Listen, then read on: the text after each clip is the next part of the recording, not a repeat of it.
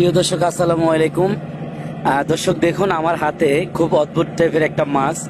প্রথম দেখাতে আপনার কাছে মনে হবে এটা শোল মাছ, আসলে এটা একটা সামুদ্রিক মাছ। আর এই মাছে একটা বৈশিষ্ট্য হচ্ছে এটার যে মাথা আছে, মাছের যে মাথা, এই মাথাতে এক ধরনের তোড়াকাটা দাগ আছে। তো এই মাথাটা যদি কোনো কিছুর সাথে আপনি এইভাবে বাজিয়ে দেন তো দেখবেন ওইটা ওইভাবেই থাকবে, একদম ম্যাগনেটের মতো ওইটা ওই জায়গায় থাকবে। আপনার একটুকু লড়াচড়া করবে না, ছুটবেও না। আর এটা যদি একবার লেগে যায় ভালোভাবে, এটাকে আপনি টেনও ছুটাতে পারবেন না। কি অদ্ভুত না? সুবহান আল্লাহ! এই মহাসমুদ্রে মহান আল্লাহ পাক আমাদের জন্য কত কি সৃষ্টি করে রেখেছে দেখুন। তো এই মাছটা খুব কম আসে, আর এটা তেমন একটা খায়ও না মানুষ, খুব কমই আসে। দেখা যায় যে পুরো বয়সে একটা দুইটা আসে। তো এগুলোকে আমরা অ্যাকচুয়ালি নেই না, এগুলোকে আমরা ফেলে দেই। তো এই যে দেখুন আমি আমাদের জাহাজের যে পাটাতনে মাছটা রাখার সাথে সাথে দেখুন এটা এমনভাবে বেজে গেছে যে আর ছুটানোই যাচ্ছে না। তো এই মাছটা সম্পর্কে আপনাদের যে কোনো মতামত বা এটার কি নাম অবশ্যই কমেন্ট করে জানাবেন যদি কেউ জেনে থাকেন। আসলে আমি অনেক খোঁজার চেষ্টা করছি, আমি এই মাছের নামটা আমি এখনো জানতে পারি নাই, তাই আমি আন্তরিকভাবে দুঃখিত। আপনাদেরকে আমি এই মাছটা সম্পর্কে কোনো ধারণা দিতে পারছি না।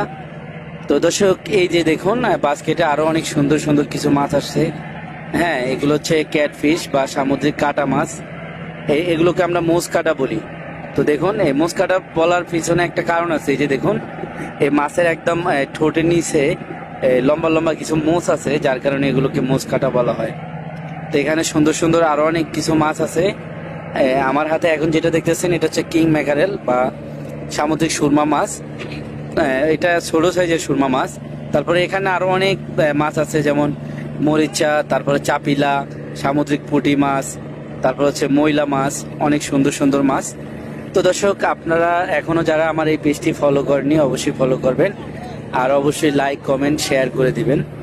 তো এই যে দেখুন কি সুন্দর সুন্দর ময়লা মাছগুলো। রাত্রে আসলে অনেক চমৎকার চমৎকার মাছ আসে যেগুলো দিনে আসে না। এটাই সমুদ্রের একটা মানে বৈশিষ্ট্য, যে রাত্রের মাছগুলো খুবই সুন্দর হয়, দেখতে অনেক সুন্দর, আর অনেক আনকমন মাছ আসে আর কি। তো এখানে বেশিরভাগই ছোট রেঞ্জের মাছ, বড় মাছ খুবই কম।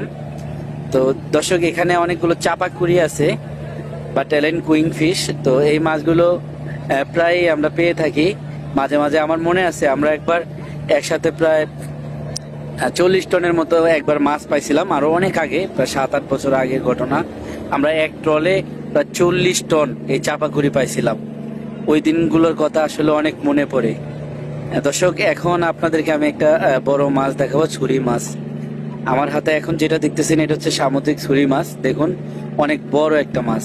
তো দর্শক এই ছিল আজকের ভিডিও। তো প্রথমে আমি যে মাছটা আপনাদেরকে দেখাইছিলাম, হ্যাঁ, এটা সম্পর্কে আপনাদের যে কোনো মতামত আপনারা অবশ্যই কমেন্ট করবেন।